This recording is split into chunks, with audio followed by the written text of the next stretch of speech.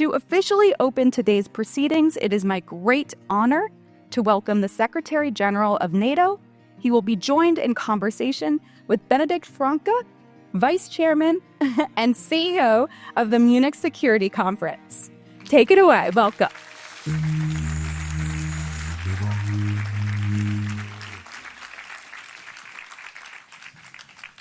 That's the hot seat for you. Very good. Good morning, everyone. Good morning.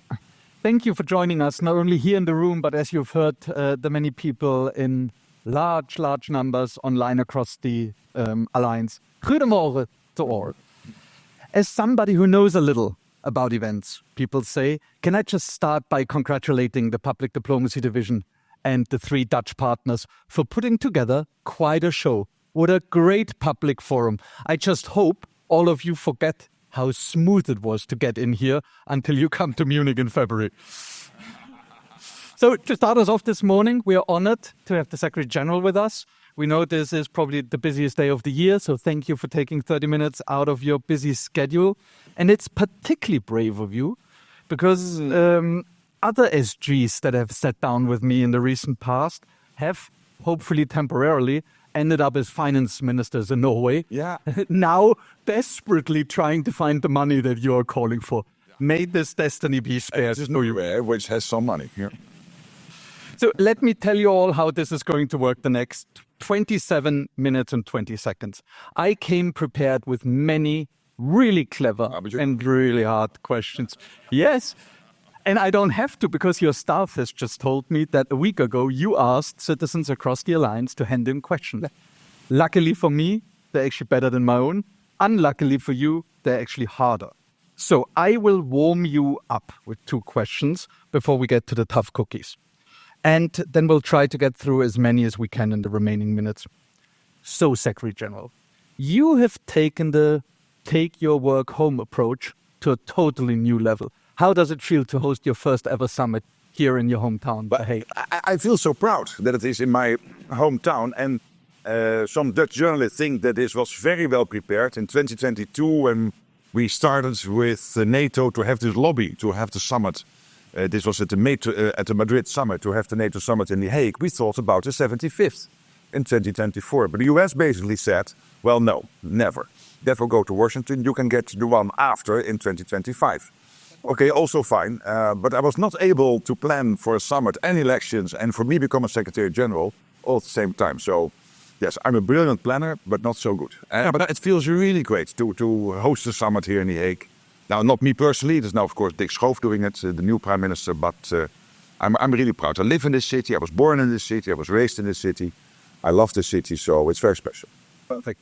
So central to the summit is, and that is also very clever, the Hague investment plan. Branding wherever one looks, as agreed by the defense ministers a little earlier this month. Talk us through the plan. Why is it important and what does it mean for the Alliance? Yeah, this is really important. And let me just highlight what happened yesterday. Germany announcing that Germany wants to reach the 3.5% of core defense spending and therefore the overall 5%, not in 2035. They want to reach it in 2029. Sweden announced last week they want to reach in the coming years the 3.5%. Norway, under the wise leadership of course, Jonas Støre, the Prime Minister, but also with the help of the Finance Minister, one Jens Stoltenberg, we know him very well, will reach the 3.5% and therefore the 5% in the coming years. So these are the first announcements now coming in. We know that countries like Poland and Estonia, Latvia, Lithuania, Finland, they are very close, already over the threshold, and many others will follow. So, and why is this important? Because we know that Russia is reconstituting itself at a pace, at a speed which is really staggering and frightening. And so we have to stand ready. If we don't, we cannot defend ourselves in 3 to 5 years from now. Today they know if they try anything, our reaction will be devastating. But we have to make sure that in 3 to 5 years they won't try. So if we want to prevent war, spend more, peace through strength, we can put every label on it, but they are all true. So this is really historic. Perfect. And I mean, we keep talking about defense spending. We also keep talking about the defense industry. And we've been talking about the defense industry for ages. What's different this time? What's different this time is that it is serious and that the defense industry now finally knows what we need.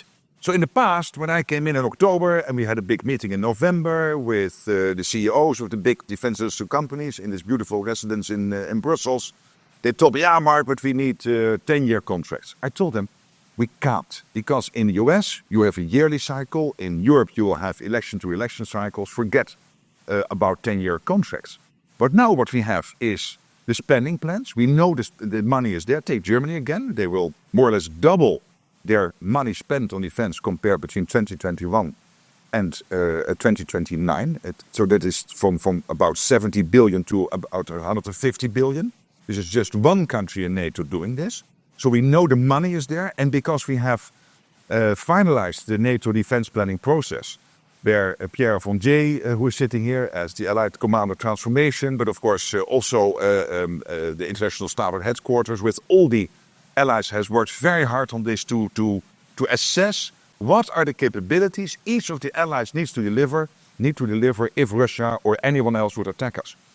From there, we came to the conclusion that we needed this 3.5% core defense spending. So the industry now knows this.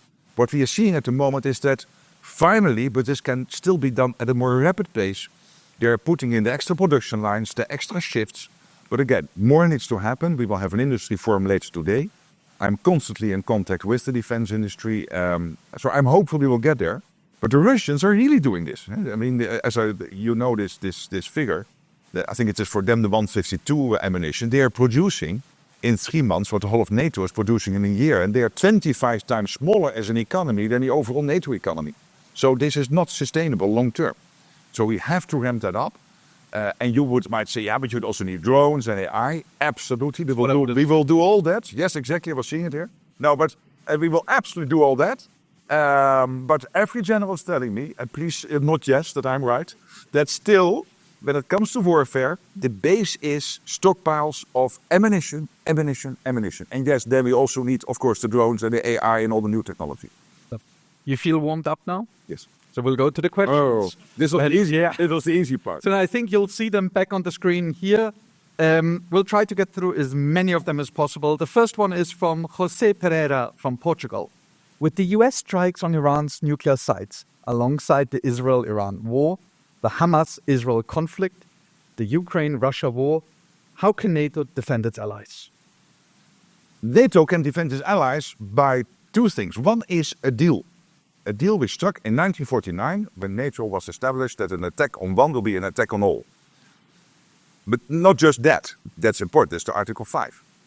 But what we have in NATO is the structures, the command structures, the intelligence structures, everything in place to back that up. So it's not just that I will tell you, I will come to your rescue if you get attacked. And we will see then when it happens how I will do that. We have everything in place, everything arranged, everything organized to make sure that we can do that. So NATO was not established only to fight the Russians if they would attack us. They are our most immediate long-term threats, immediate and long-term. But we also see China reconstituting itself. We see what China, North Korea and Iran are doing in supporting the war effort of Russia, the unprovoked war against Ukraine. So this is very serious business. Iran providing the drones technology to Russia and the drones themselves. And we see the impact they are having now in Ukrainian cities every day, killing innocent people. So this is all interconnected. So what we need to do is to make sure that we have the plans, the people, the money in place, and then we can protect our 32 allies. Perfect. You just mentioned people in place. Emmanuel Jacob from Belgium has asked how to translate increased defense spending in additional troop numbers, including better recruitment practices and retention policies. Very good question, Emmanuel. And this is happening as we speak in most NATO allied countries. I know from my own country that the state secretary here in this country is working on this day and night, how to make sure that you have actually the people in place to make it happen. You will see some countries moving to general conscription. Other countries are taking different views on this. Of course, this is for each ally to decide how they will do this when it comes to the HR policies. But everything is geared to make sure that we have the troop numbers. We heard from Germany. Again, sorry that I come back to that example. I like that. Yeah, and I know, and it's not to slime with you, but but it's working. It's working. You're really very kind. But they need in the short term about an extra, is it 60,000 troops? And longer term it will be even more. So that means that you need the recruitment process in place, you need to have the salary structures in place, the money, etc., etc. But of course, that's there now. Because if you spend not 70 billion, but 150 billion in the case of Germany on defense, then the money is there also to improve the salaries you pay to your men and women in uniform. So, Jean Kotalem from the United States of America says, Poland shows that European publics remain deeply reluctant to paying these costs that you've just mentioned of higher defense spending. Are we at risk of a NATO-SATO gap? No, I would not agree with Seen on this, because when you look at the latest opinion polling done in NATO, you see that many people, and it is getting to really high numbers, are supporting the fact that yes, there is a direct threat from Russia, that yes, if we do not invest now, we are really at risk that the Russians might try something against NATO territory in 3, 5 or 7 years. And therefore there is large-scale support. I see it in my own country. I've seen the polling data this morning in NRC newspaper in this country saying that there is now a majority of population really supporting the extra money spent on defense, because this is the great thing about democracies. You cannot fool people. So the people living in this country and all other NATO allies, they know that there's a change. That we are not living in happy land after the Berlin Wall came down. We are living in much more dangerous times, and there are enemies, adversaries who might want to attack us. And we have to make sure that we defend our beautiful way of life and systems and our values. See, in Munich, we love the elephant in the room, as you know from your many times there. There is, a lot being said about our enemies, adversaries, rivals. But there also seem to be a few doubts about our friends. And let me pull up the next question. Maria Elena Guzman from the United Kingdom and Spain. How do you assess the reliability of the United States as a NATO ally? And what steps can NATO take to maintain unity and trust within the alliance? This question I got many times, particularly since January. And basically were two questions. Question number one was, Mark, is the US still with us? Yes, they are. You might want to turn on your television when Emmanuel Macron is visiting the Oval Office, when Keir Starmer is visiting the Oval Office, when Giorgia Meloni is... Hey, by the way, when I was visiting, you might want to see that footage. There is total commitment by the US president and the US senior leadership to NATO. However, it comes with an expectation. An expectation is that we will finally deal with this huge pebble in the shoe, this huge irritant, which is that we are not spending enough as Europeans and Canadians, and they want us to equalize with what the US is spending. And when it comes to this famous 5%, the US is basically there. When you look at what they spend on core, but also on all the defense and security-related investments. But they want to equalize what they're spending with us. And for us, of course, the main argument is not to equalize. Yes, that is important because it is fair. But the real reason to do this, the first reason to do this, is the Russian threat. So these things come together. And then the second question was, okay, so the US will stay with us. They are committed to Article 5. We believe you, Mark. But hey, then they might pull down the troop numbers in Europe without making pre-announcements. And Sakur, our most senior commander in NATO, might be a European, a Brit or German leading the military side of the alliance. There are many reasons why it is an American, because America is delivering all these enablers to NATO, also in Europe. So you want a US senior general to lead the military alliance on the military side. I said, well, okay, I don't think it will happen. And hey, guess what? The new Supreme Allied Commander has been announced. And last time I checked his passport, it was US. So that didn't happen. So my message to my European colleagues is stop worrying so much. Start to make sure that you get the investment plans done, that you get industrial base up and running, that the support for Ukraine remains at a high level. Luckily, it is still today. I mean, this is what you should work on, and stop running around being worried about the US. They're with us. Okay. There are definitely other places we need to be worried about. Next elephant in the room, Ukraine. Let me combine two questions. Here from the Netherlands, Vicha Kolbeck says, with global attention shifting to the Middle East, how is NATO ensuring that Ukraine remains a priority? And later on, we have a question from Misha Ayev from Ukraine. How close are we to the solution of the Ukrainian conflict? And let me add, a third bit to that question. We were fortunate enough to have the Ukrainian foreign minister with us yesterday at dinner at this wonderful Klingendal Institute. And Andrei Sibia was there. Yes. Oh, that's great. So, and he said that his great hope for the summit, obviously, is that the president gets some FaceTime, but also that there will be concrete commitments to Ukraine. So what can you already say? How close are we to solution? Will there be concrete commitments? And will the Middle East shift have a negative impact? If we would not be able to deal with, yes, the Middle East, which is very big and commanding all the headlines, and Ukraine at the same time, we should not in the business of politics and military at all. If you can only deal with one issue at a time, that will be, then let other people take over. So I think we're all in this room and listening in, and the senior politicians and military people are able to deal with two issues at the same time. I don't think that's too much to ask. And by the way, we can. And the evidence is there, because at this moment, the Europeans and the Canadians have pledged for this year 35 billion in military support to Ukraine. Last year it was just over 50 billion for the full year. Now, before we reach half year, it is already at 35 billion. And there are even others saying it is already close to 40 billion. The numbers I can now commit to are over 35. But I hope, of course, that the one saying it is close to 40 is right. But at least it is over 35. So that is fantastic news.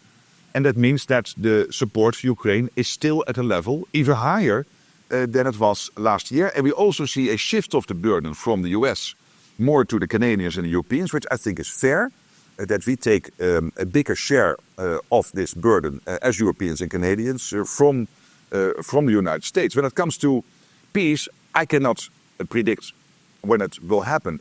I want to commend President Trump for breaking the deadlock.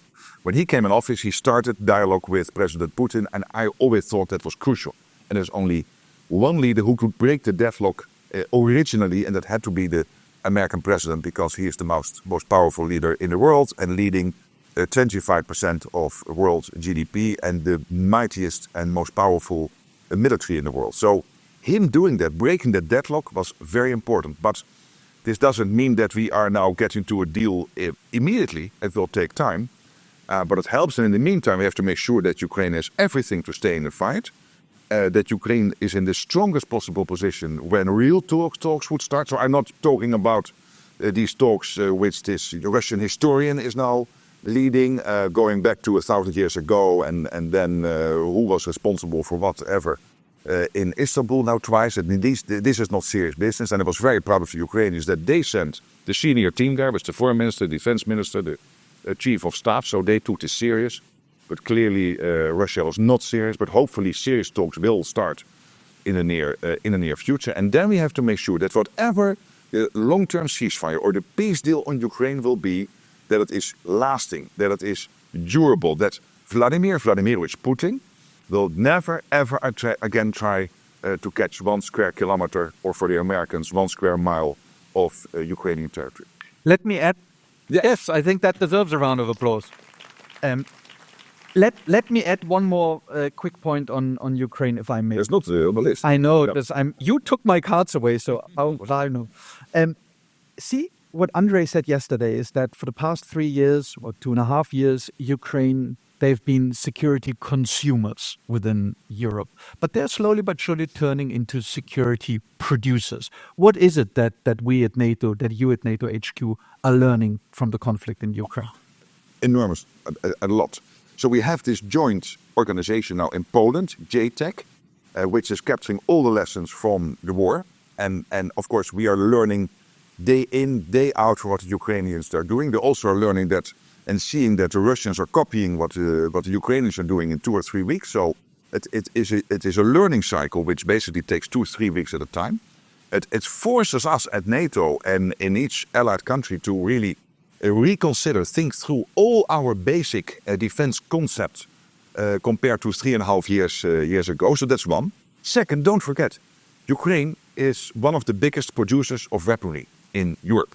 It has a huge defense industrial base. The problem is there is an untapped potential of about $35 billion, which they still could develop. And the good thing now is, we mentioned Jens Stoltenberg before, and Norway, but that you also mentioned Denmark and Lithuania, that many countries who have seen their own stockpiles getting more and more depleted are now also investing in this defense industrial base in Ukraine. so that Ukraine can therefore produce the weapons it needs to produce for the warfare. It's also helping them economically. It is helping us long term because the defense industrial base will be there after the war, also, of course, for Europeans and other allies to buy from. Let's not forget, by the way, that Turkey has a very big defense industrial base. We sometimes forget, but they have. I have visited some of their companies. It's really impressive. That's one of the reasons we have to make sure that the Turkish defense industrial base is as closely connected as possible to the UK, Norway and the European Union. Let's not have these fences drawn up within NATO. It won't help. But back to Ukraine. And then, of course, we have the Czech ammunition initiative, which started now 1.5 years ago in February 2024, and which is really successful and making sure that the 155 ammunition and other deliveries into Ukraine keep on going. Let's go back to the questions. I'm not sure how the UK sneaked in a second question, but they did. How does the Secretary General, EU, view the situation on the alliance southern border, given Russian influence in Africa, persistent conflict, climate change, fragile governments, and migration? This is one of the reasons why we constantly have to do the 360 degrees. Because, as I said, our long-term direct threat is Russia. But it is not the only threat. There might be others. China is not having now 4 of its defense companies in the top 10 defense companies worldwide, only because of the parades in Beijing. They might want to do some stuff with their military capabilities going forward. And we know the risks we run with Taiwan, and that if that would happen, that obviously Xi Jinping will call his junior colleague in the Kremlin and tell him, hey, Vladimir, I back you up so much now, and you know who is really in power in this relationship. It's not you, it's the one on this side of the line. Can you keep them busy in Europe? So that's China, Russia. Then when it comes to the southern border, it's crucial. And this is something Spain and Portugal and Italy and Greece have consistently fought for. That NATO is very much concentrating on the southern border. You're opening an office in Jordan. Of course, we have the NATO mission in Iraq. We are helping in the G5 Sahel. Mauritania is a close partner, for example. We know that whole region, when you look at the map, China and Russia are rapidly, when it comes to Africa and the G5 Sahel, but also generally Africa, mid and north of Africa, the Chinese and the Russians are rapidly gaining influence. So let's not be naive. That's why we have a special representative. I personally have a special representative for the southern neighborhood. For the south, and therefore southern neighborhood and the southern flank. And he is constantly traveling. This guy who is really excellent, traveling all these countries and making sure that wherever NATO can help, we do. Perfect. We've around 5 minutes left. 2 more questions, I think. Both Who's standing after me? The Prime Minister. Oh, the real Prime Minister. We can take more time. No. I know it. Okay. So, next question from Estonia, Eva Zula. How do we speed up the adoption of emerging and disruptive technologies, including for use in missions and operations? But this is crucial. And as I said, yes, this is all happening, but let's not forget about the base, and that's the ammunition, because I'm really worried about ammunition. I'm happy that the UK is now building 6 new ammunition factories as part of their defense plans launched 3 weeks ago. But of course, when it comes to emerging and disruptive technologies, we have to be at the forefront here. Again, the war in Ukraine, the Russian war of aggression against Ukraine, is giving Ukraine and the whole of NATO a lot of insights when it comes to exactly this question. We also know that, of course, this has an impact on cyber, on hybrid. Is one of the reasons why this is on the agenda today and tomorrow, hybrid, cyber, etc. To make sure that as an alliance, we can not only fight the visible wars, but that we are also able to confront any adversary when it comes to that. And one of the things Pierre did together with Chris Cavoli, when on the 25th of December, we had this attack between Finland and Estonia along the sea cables, is that we brought together this Baltic Sentry activity, which is now sailing the Baltic Sea. The Russians hate it. They really hate it, so I love it. And this is basically to say, well, hey, guys, you have all these immersion ships. They constantly lose their anchors, and then they have that anchor slap over the seabed for 100 miles. We might do a support mission into Russia to teach your commercial fleet how to sail those ships, because it seems to be very difficult for you guys, if there is no other intention. And one of the things I learned with Baltic Sentry is that when something is called an activity and not a mission, you do not need 32 approval. So I said, from now on, we only will have activities and no missions, because it speeds up the decision-making process. They brought together this whole activity, I should not say mission, in 10 days. And this was, I think, one of the fastest deployed activities in NATO history. Yeah. Perfect. Italy has also somehow managed to sneak in 2 questions. I'm not going to take this one. I'm taking one that fits here. It says, in a world like today's, how does NATO plan to increase its defense against cyber attacks? And how, specifically, will artificial intelligence be used to pursue this target? Yeah, well, obviously this is key. So I've been personally speaking to technology experts on this, but of course, that's me as an historian trying to understand that new technology. Don't leave it with me. But obviously we have experts in NATO, in the military side, in the international staff, in the military committee, led by Admiral Dragones. So we have these experts in the building, and I think that's particularly crucial. Again, this is to the underlying issue of cyber, hybrids, and making sure that we can defend ourselves, and that our adversaries know, of course, what we do against them. I don't know, that's for allies, but it is from them to us that we stand ready and that we are not naive. See, I've wondered how Italy sneaked in so many questions. Now I see the Admiral, now I know all clear.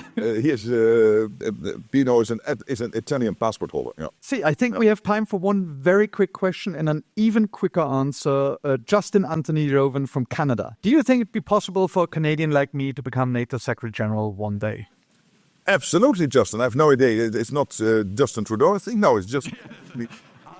Asking for a friend. No. This is absolutely possible. I think there is a sort of tradition that the NATO Secretary General, I think, is non-American. I'm not sure, only European. I think so far it has not been Canadians. But the idea always has been, I think, from the start, that it is wise because of the US presence in Europe, with all the enablers, to have the most senior military commander to be an American. And that will continue to be so over the next years. And then for the Secretary General to be a European. But I'm now looking at the Dutch ambassador to NATO. Is there anything against a Canadian one day to become Secretary General? No, I couldn't think of it. So, Justin, apply, but not now. There's no vacancy. Yeah, there is no vacancy. There's also no more time. No, Secretary General, many thanks. Thank you, sir. That was very good. Good luck. Fingers crossed for the next 2 days. Make the most of it. Thank you for mentioning Germany so often. I hope my own government has taken note. Ask me before to do that. Yeah, I get lots of brownie points for this, so this is great. Can we now have the Dutch Prime Minister up with us? We're honored to have you here. You need to leave straight away, I've been told, but you now have to work. Over to you, Prime Minister. And it's there? Yeah. We go.